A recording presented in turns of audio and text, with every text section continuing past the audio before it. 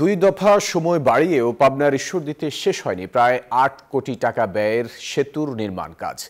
সংশ্লিষ্টরা বলছেন, নিজেদের মধ্যে দ্বন্দ্বে কাজ শেষ না করে ফেলে রেখেছে ঠিকাদারি প্রতিষ্ঠান। এতে দুর্ভোগ কাটছে না ১০ গ্রামের কয়েক হাজার মানুষের।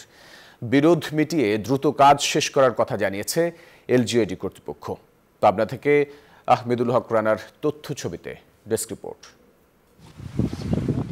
পাবনার ঈশ্বরদী উপজেলার চর কুরুলিয়া গ্রামের গণিরঘাট এলাকায় অসমাপ্ত অবস্থায় পড়ে আছে ৯৬ মিটার দৈর্ঘ্যের সেতুটি। ২ দফা মেয়াদ বাড়ানোর ১.৫ বছরেও কাজ শেষ হয়নি প্রায় ৮ কোটি টাকা ব্যয়ের এই সেতু।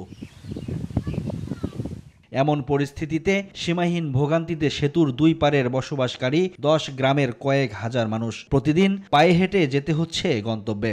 ব্রিজটা ২-৩ বছর এইভাবেই রয়েছে, কোনো কাজ করতে না। আমার যাওয়া আসা কষ্ট হচ্ছে না, এই গাড়িটা যেন লাপতি কষ্ট। এখন এই জায়গায় আসি সাল বালকন পাবে, ধাক্কা দাও তুলে দাও, ধাক্কা দিলে পারে তো একটা গাড়ি পাশে আসে মানুষ অ্যাক্সিডেন্ট হতে পারে। এই ব্রিজ হতে লাগে কোন লোহা পড়ে থাকে, লোক নিয়ে।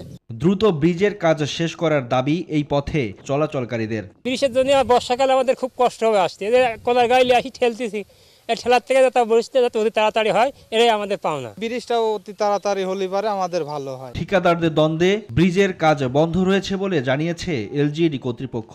ঠিকাদার এবং মিস্ত্রির ভিতরে একটা কনফ্লিক্ট সৃষ্টির কারণে মিস্ত্রি প্রকল্প স্থল থেকে আসলে চলে গেছে ঠিকাদারকে না জানিয়ে।